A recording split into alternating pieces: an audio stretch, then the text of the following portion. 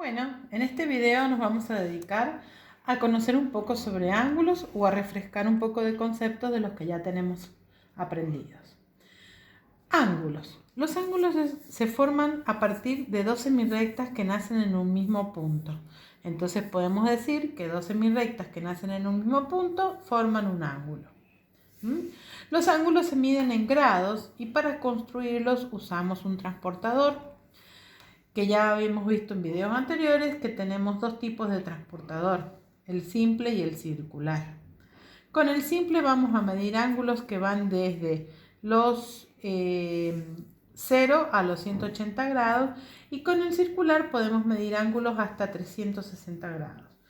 Pero si no tuviéramos con el simple podríamos también medir ángulos mayores de 180 tomando algún tipo de precaución. Vamos a conocer las partes de un ángulo. Un ángulo está formado por dos semirrectas que se cortan en un punto. Ese punto se llama vértice. Las dos semirrectas que forman el límite se llaman lado y todo este sector del ángulo que estoy marcando con el dedo se llama amplitud. No es que solo esto sea el ángulo es todo esto y su proyección en el espacio. Vamos a ver. Podemos nombrarlos de las siguientes maneras. Podemos considerar que en cada uno de esos espacios hay un punto. Entonces podemos decir que tenemos una semirrecta que empieza en B y termina en A, que se cruza con una que empieza en B y termina en C. Entonces vamos a decir que tenemos el ángulo ABC y lo vamos a escribir de esta manera. Cuando escribimos de esta manera usamos letras imprenta minúscula y si tuviéramos esta simbología escrita se lee ABC ángulo o ángulo ABC y siempre el triangulito que simboliza el ángulo debe quedar sobre la letra central, sobre el vértice sería en este caso. O sea que cuando yo lo escriba, aunque sean otras letras, siempre voy a escribir en el centro el punto que corresponde al vértice, al punto de cruce de las dos semirrectas. Entonces siempre debe quedar en el centro la letra que indica el vértice y en este caso usamos letras imprentas minúsculas y el arquito que me simboliza el ángulo. También podemos nombrar al ángulo con una letra imprenta mayúscula. Esa letra imprenta mayúscula le vamos a poner el arquito que simboliza los ángulos arriba y lo vamos a leer como ángulo M y simplemente va a ser así. Y también en una tercera ocasión podemos nombrarlos con una letra griega. En este caso hemos usado beta, siempre acompañado de la simbología del ángulo que me indica que estamos hablando de beta ángulo. Se lee ángulo beta y hemos usado una letra griega.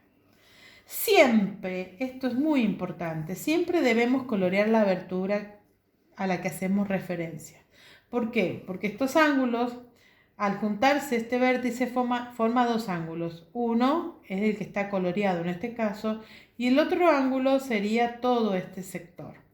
Entonces siempre debemos colorear el ángulo al que estamos haciendo referencia para evitar confundirnos si es el cóncavo, si es el convexo o es el cóncavo, si es el agudo que vemos acá o este que es obtuso que está del otro lado. No, es más que obtuso. Bien, vamos a ver cómo se clasifican los ángulos. Los ángulos se clasifican según su apertura. Este es el nulo, es el de 0 grado, el que nunca se abrió. Lo simbolizamos o lo dibujamos con dos líneas, por lo generalmente a distinta altura, porque de esa forma nos damos cuenta de que están superpuestos a los lados y que no mide nada, por eso mide 0 grado y por eso se llama nulo. El ángulo agudo es este tipo de ángulo, es el ángulo que es menor de 90 grados y siempre va a estar comprendido entre dos líneas de 90 grados. En esa apertura vamos a encontrar los ángulos agudos, más cerrados o más abiertos van a ser los agudos los que sean hasta 90 grados. El recto, que siempre va a medir 90 grados. El obtuso, que va a medir entre 90 y 180, o sea, más que un recto. El llano, ¿ven? Acá tenemos las dos semirrectas, siempre mide 180 grados, o sea, es equivalente a dos ángulos de 90. Fíjense que la apertura está coloreada de lado a lado. Este es el de 160. Si nosotros lo miramos, este ángulo tendríamos que colorear así toda esta apertura. Fíjense, este ángulo nace en el 0 y haría todo un giro así alrededor hasta llegar a los 360 grados. Este es un ángulo convexo. Los ángulos convexos son los que miden entre 0 y 180 grados. Y los cóncavos miden entre 180 y 360 grados. Y a veces suenan raros para la visión porque uno nunca espera que sea ese el ángulo que estamos pensando. Siempre pensamos que los ángulos son los otros sectores.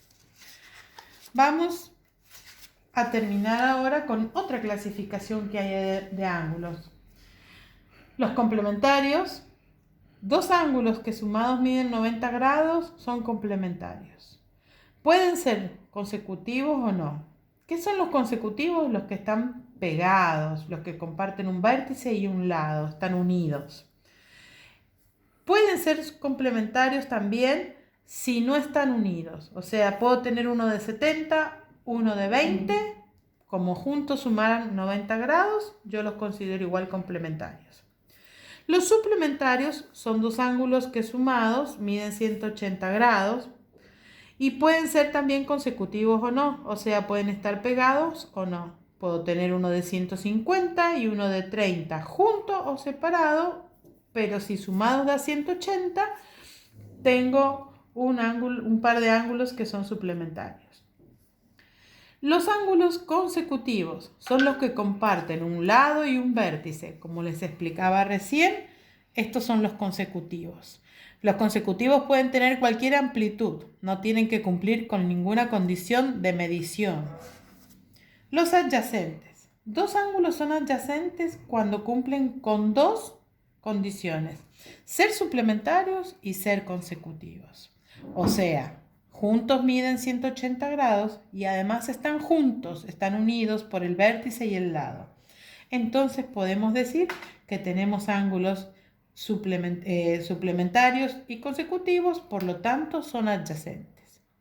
Y nos queda otra porción que son los opuestos por el vértice. Los opuestos por el vértice son cuando dos rectas se cruzan y se cortan en un punto, se forman cuatro ángulos. Esos ángulos son iguales los que están enfrentados, y también podemos considerar que dos rectas que parten de un punto y son opuestas, van en sentido opuesto, me forman ángulos opuestos por el vértice. Fíjense, en este caso el 1 y el 3 son iguales y el 2 y el 4 son iguales. Los que están enfrentados son iguales. Y bueno, vamos a aprender a trazar, a construir un ángulo. Recordamos que para construir un ángulo vamos a usar un transportador. El transportador tiene doble numeración.